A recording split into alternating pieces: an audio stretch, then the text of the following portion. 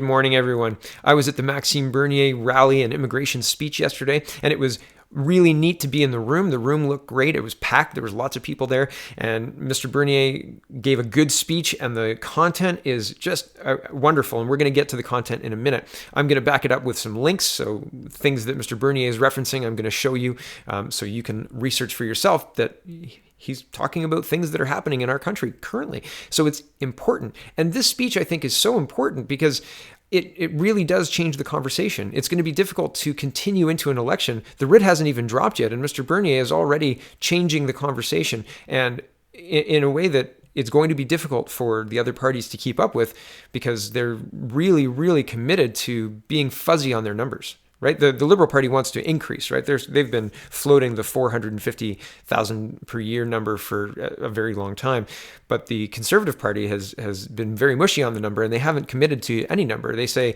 we're going to bring in as many people as Canada needs, and who needs Canada? That was Scheer's quote. So I mean, that's kind of So I think this speech is important. So I'm going to read it. So here we go. Buckle in because it's a little bit long, but I think I'll probably do it in less time than Mr. Bernier. And I've cut out a little bit of rhetoric bits and some other parts that aren't so hard policy. This isn't a critique on the speech. This is just I'm trying to get to the meat of it and be conscious of your time. I enjoyed the whole speech, I'll be honest. And I'll tell you a little anecdote beforehand. We stood for O Canada, and it sounded like somebody was playing it on a phone, but it was coming from the speakers, but it wasn't very loud. Like it was really, really quiet. And there was one person, and I don't know who that person was, but they started singing. And so everybody started singing. And as soon as that happened, it was a special moment, I think. And it was neat to be a part of because it was camaraderie. And yeah, it was really neat. So that was a neat way to start the night. And yeah, it was really cool. So here we go. Speech, the People's Party of Canada's position on immigration and multiculturalism. And this is Maxime Bernier's words, and I am just reading them to get to the points where I can show you my links. Okay. I want to discuss with you today the People's Party position on immigration. For decades now, there has only been one acceptable position among our political and intellectual elites: more and more and more immigration. There is a taboo around this topic. As soon as you raise a concern about the level of immigration, someone will accuse you of harboring anti-immigrant views and being racist or xenophobic. The result is that all of the other parties have the same position. They are all in favor of mass immigration. The Liberals have increased immigration levels from an average of 250,000 per year during the last decades to 350,000 in 2021, a 40% increase. Right now it's at 340, I believe. I scroll down a little bit. No lessons to receive. Mr. Bernier is not going to spend 30 minutes rejecting accusations of racism, only 30 seconds. That's all I need to refute a false and ridiculous accusation. I don't care one bit about people's race or skin color. I have said many times that racists and bigots are not welcome in our party. We care about shared values, culture, and identity. You can be of any ethnic background or faith and be a Canadian if you share fundamental Canadian values, learn about our history and culture, and integrate into our society. There are nominated candidates of all races and religions in the PPC, with names like Salim Mansour, Rocky Dong. I'm going to not try any of the rest of them because I'm really bad at names and I'm going to slaughter them all. And there are many, many diverse people on the PPC, and perhaps I should have a link to show you that. And here it is. Maybe. There we go. Here's images of candidates in the PPC, right? All sorts of representation. So back to the speech. We have no lessons to receive from anyone about openness and inclusiveness. No taboo. Immigration is a very important question. It is completely absurd to turn it into a taboo subject. And the majority of Canadians agree with us. The reason those in favor of mass immigration don't want to have any debate on this issue is because they know they would lose it.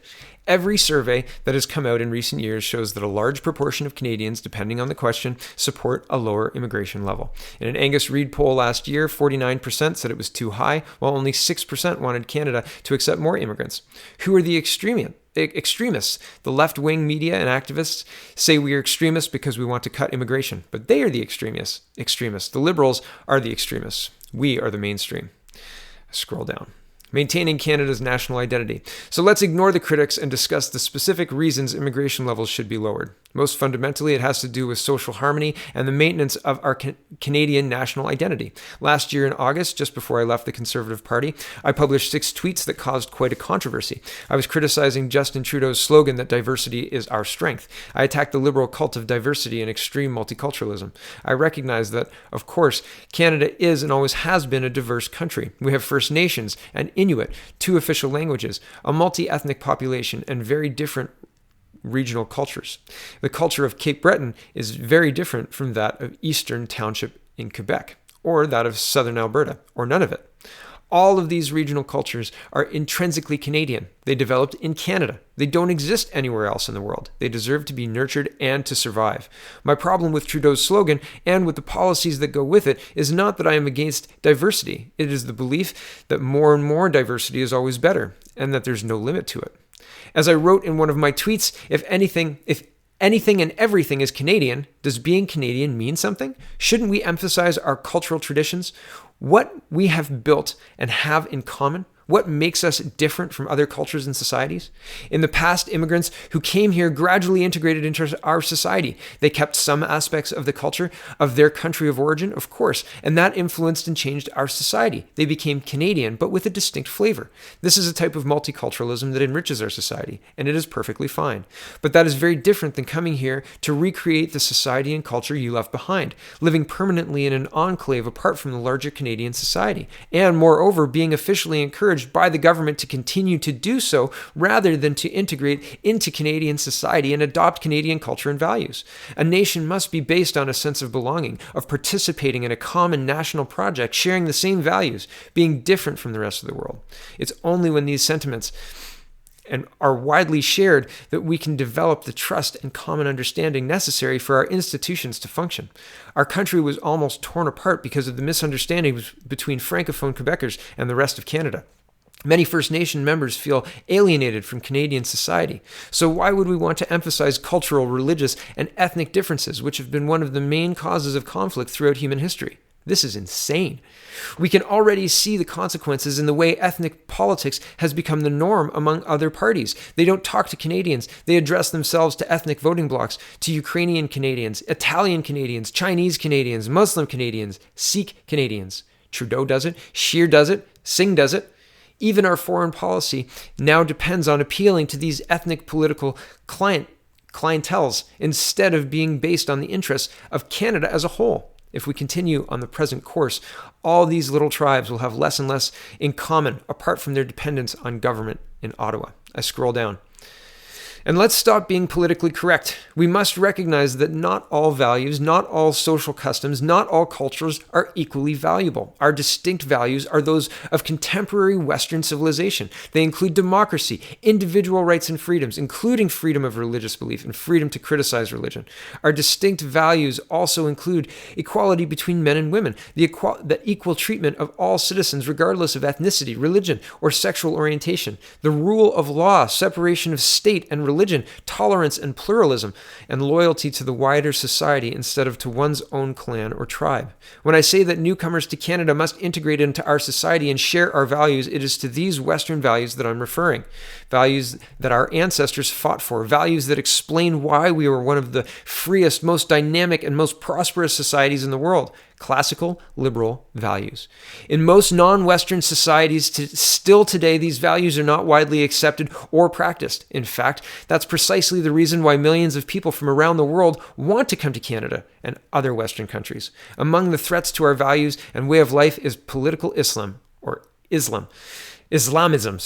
the fastest growing and most dangerous radical ideology in the world today, which is responsible for so much violence in so many countries. There's growing evidence that Islamists are pushing their agenda here in Canada with support from money in the Middle East. With support of money from the Middle East. One of the main critics of Islamism in Canada is our star candidate, Salim Mansour. He too wrote a book about multiculturalism a few years ago. In it, he describes official multiculturalism sponsored by the state, sponsored by taxpayers, and enforced by human rights commissions acting as the thought police as a lie. A lie based on the idea that all cultures are equal. a lie destructive of our Western liberal democratic heritage, traditions, and values based on individual rights and freedoms. The biggest peddler of this lie in Canada is, of course, Justin Trudeau. He simply doesn't care about Canada's culture and identity, heritage, and traditions. He sees himself as a citizen of the world. That's why he describes Canada as the first post-national state with no core identity. This fits with his support for globalism and for the United Nations. I'm not exaggerating when I accuse the Liberals of putting Canada on a road to destruction, because if we allow Trudeau to implement his globalist vision, Canada will eventually cease to exist as a distinct nation. We have to reverse this trend if we want to make sure that we and our children still have a country that is like Canada, we know, with its values and its unique identity intact 25 years from now. The downsides of mass immigration. The main argument that is presented in favor of immigration is the economic one. Immigrants bring their skills, their entrepreneurship, their dreams. They fill manpower shortages as our society ages and our workforce declines. This makes our society richer, younger, and more dynamic. This is certainly true, but only to some extent. It depends on the kind of immigrants we welcome. Immigration is actually very costly for governments. There's all the government programs to manage it, of course, but larger cost is the fact that immigrants pay on average about half as much in income taxes as other Canadians, but absorb nearly the same value of government services. A study from 2011 put the cost to taxpayers at roughly $6,000 per immigrant, for a total amount of somewhere between $16 billion and $24 billion. Here's the report. It's a report from the Fraser Institute, and it's in the National Post from May 17, 2011. It says immigrants cost $23 billion a year, Fraser Institute report. And I'll just read this here. It says the 62-page report used a 2006 census database to estimate the average incomes and taxes paid by immigrants who arrived in Canada over the period from 1987 to 2004. It found that immigrants paid an average of $10,340 in income tax and other taxes compared to $16,501 paid by all Canadians.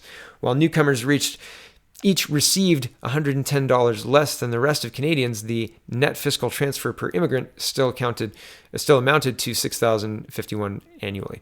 The study examined the incomes of adults exclusively and assumed the average immigrant pays taxes and receives benefits for 45 years. So, and there's more to this, but it is. I'm going to get back to the speech first. $24 billion is a lot of money. 8 years later, and with a much higher level of immigration, the costs can only have gone up.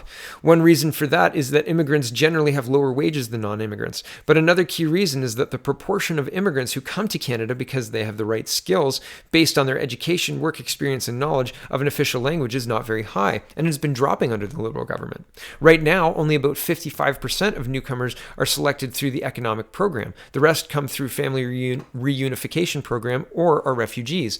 But even that 55% does not tell the whole story. It consists of the principal applicant and their immediate family. If you remove the spouses and the children, only 26% of the people who come to Canada every year actually fulfill our economic needs. If you're not grasping the significance of this, let's look at it from the other side. It means that 3/4 of all immigrants who come to Canada are dependents, do not have the right qualifications that we need, may not master any of our official languages, or are too young or too old to work. These people do not contribute very much at all to our economy, but they cost a lot in terms of social services. Canadians are compassionate people, and we should be, but at what cost? Are Canadians happy to subsidize 74% of our current immigrants? If the main objective of Canada's immigration policy is to fulfill the economic needs of our country, it's an obvious failure, and it won't be fixed by simply increasing the total number of immigrants. That will cost us even more. Another justification we often hear for an increase in immigration levels is that we are an aging society and we need immigrants to reverse this trend. However, demographic studies have shown that this is a myth. Newcomers are a bit younger on average than Canadians, but not enough to have a noticeable impact on the rate of aging. The Liberal government is making matters worse by increasing the number of parents and grandparents accepted under the family reunification program every year from 5,000 to 20,000. I scroll down a little bit. I can understand why immigrants would want to bring the rest of their extended family here, including older ones who will benefit from our healthcare system, but we cannot be the welfare state of the planet. Canadians know that government funding is limited, and we already fall short of caring for our own. We have long waiting lists for surgeries and so many other problems to solve here first. Another economic downside of mass immigration is that it inflates housing prices in our big cities. More than 41% of all immigrants to Canada settle in Toronto and Vancouver, which has some of the least affordable housing among big cities in the world. Here's a look at the affordable housing. Here's world's least affordable cities according to Huffington Post, and this was published on the 23rd of January this year. And we've got a bunch of Canadian cities. We've got right behind Hong Kong. Well, I guess not right behind. There's a big difference between Vancouver and Hong Kong, but Vancouver's climbing. It's the second least affordable city. And there's, where is it? Victoria, British Columbia. There's Toronto and Nanaimo. Fraser Valley. There are a whole lot of Canadian cities on the least affordable places to live list, and that's only getting worse. Things have been getting worse. That's not a good thing. Back to the speech. There are other reasons for these sky-high prices, of course, including zoning laws and monetary policy, but lower immigration levels would bring demand down and allow more Canadians in these cities to afford a house. These economic arguments in favor of reducing immigration levels are rarely discussed. It's time to break the taboo and have a real debate. Refugees. Finally, there is the issue of refugees. There are horrible cases of wars, persecution, and human rights violations in the world, with the result that there are about 25 million refugees. It's absolutely tragic. I encourage Canadians to do what they can to help through private organizations, but at the level of government, my duty, my moral obligation must be to first help those in need among our own population. Justin Trudeau, however, sees himself as some kind of world minister already, managing a file in a world government. And so in 2018, Canada welcomed more resettled refugees than any other country, more than the United States, a country with 10 times our population, and as many as all of the European Union. In addition to this, we have had to deal with tens of thousands of asylum seekers illegally crossing our border over the past 3 years. Accepting all these refugees will cost Canadian taxpayers billions of dollars. The UN Global Compact for Migration, which the Liberal government signed last year, aims to normalize this kind of situation and make it easier for millions of people to move to Canada and other Western democracies. What is going on is exactly what you would expect. Liberals have lost control of our borders, and they are deliberately attempting to erase it. Given all these considerations and principles, here are the policies that the People's Party of Canada proposes to implement if it forms government, the next government. First, immigration levels. Canadian society cannot successfully integrate 350,000 immigrants and refugees every year as the Liberals and probably the Conservatives are planning to do. And I'll show you that they are. Here it is. This is October 31st, 2018, and it says Canada to increase annual immigration admissions to 350,000 by 2021. Feel free to read the article. I won't read any of it because it's just for reference sake, okay? And back to the policies. This is equivalent to adding one Nova Scotia to our population every 3 years or one Manitoba every 4 years, and pack the majority of them into a few crowded cities. Support for immigration will continue to diminish, and social tensions are likely to rise if we continue doing this. We need to slow down. A People's Party government will substantially lower the total number of immigrants and refugees we accept every year from 350,000 to between 100 and 150,000, depending on economic and other circumstances. Second, multiculturalism. In a free society, immigrants have the right to cherish and maintain their cultural heritage. It should be clear that the People's Party will never support any government measures to force them to abandon it, but that doesn't mean we have any obligation to help them preserve it either, with government programs and taxpayer money. When they decide to move from their country of origin to this one, immigrants must be willing to leave some of their life behind and be prepared to become full members of their new country. The vast majority of Canadians rightly expect them to learn about our history and culture, master one of our official languages, and adopt widely shared Canadian values. Official multiculturalism is based on the false idea that there is no unified Canadian society and no distinct Canadian culture to integrate into, that we are just a collection of tribes living side by side. We are all Canadians. We must focus on what unites us as Canadians, not what divides us. A People's Party government will repeal the Multiculturalism Act and eliminate all funding to promote multiculturalism. We will instead emphasize the integration of immigrants into Canadian society. I really like that one. I really did. Third, focusing on economic immigrants. If the main economic benefit that we derive from welcoming immigrants is that they answer the needs of sectors where there is a scarcity of manpower with specialized skills, then we should make sure we have a much higher proportion of skilled immigrants who can fulfill this need. It is irresponsible to only have 26% of all immigrants and refugees in this category. If we reduce the total number of immigrants, but double the proportion to 50%, there will be no reduction in the absolute number of economic immigrants compared to with previous years. A People's Party government will reform the point system and the various programs to ensure that our immigration policy is focused on accepting a larger proportion of economic immigrants with the right skills. We will accept fewer resettled refugees and will considerably limit the number of immigrants accepted under the Family Reunification Program, including abolishing the program for parents and grandparents. And we will change the law to make birth tourism illegal. Canada is not a shopping center where any foreigner expecting a child can come and buy a citizenship or future education and employment opportunities for their children without following the proper immigration channels. And I wanted to show you that here is a global news report on birth tourism. This is from November 22nd, 2018. It says, study shows birth tourism much more prevalent in Canada than reported by StatsCan. Yes, and I did an entire video on it way back then. And, well, I can't remember exactly when I did it, but I did one. And here's the link. You can go watch it. And it starts at about 1 minute, 45 seconds. And it says, are you a Nigerian living in Nigeria? Are you considering having your baby or babies in Canada? Please read this thread. Hashtag baby in Canada. Yeah, that exists still. Pretty crazy. Back to the speech. Fourth, selecting immigrants who share our values. The safety and cohesion of our society depends on citizens accepting the basic Canadian values and societal norms I mentioned earlier. A People's Party government will ensure that every person hoping to immigrate to Canada undergoes a face-to-face interview and answers a series of specific questions to assess the extent to which they align with these values and societal norms. We will increase resources for CSIS, the RCMP, and Canadian Immigration and Citizenship to do these interviews and through background checks on all cases of immigrants. And thorough background checks, on all cases of immigrants. With fewer immigrants to process, there will be more resources available to achieve this. So more money for the people who have to process these people and fewer immigrants total. So it should not have a backlog. We should be able to process people as they come in. And yeah, I mean, it makes a lot of sense to me. Immigrants whose responses or background checks demonstrate that they do not share mainstream Canadian values will be rejected. Finally, on the issue of refugees, a People's Party government will take every measure necessary in partnership with our American neighbors to stop the flow of illegal migrants at the border.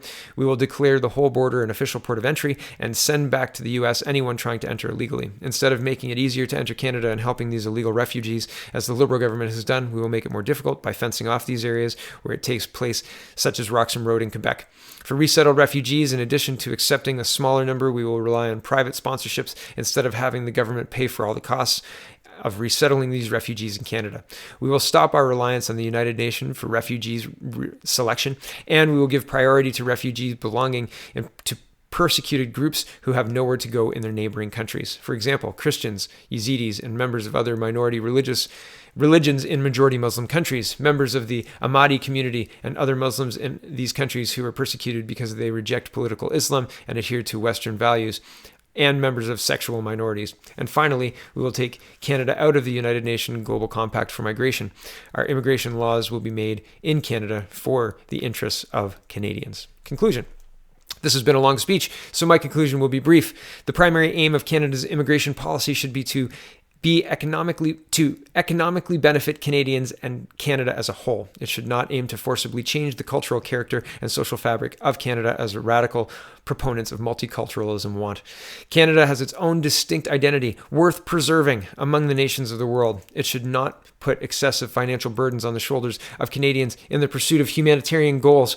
Canadians are generous, but it is not our responsibility to solve the world's problems.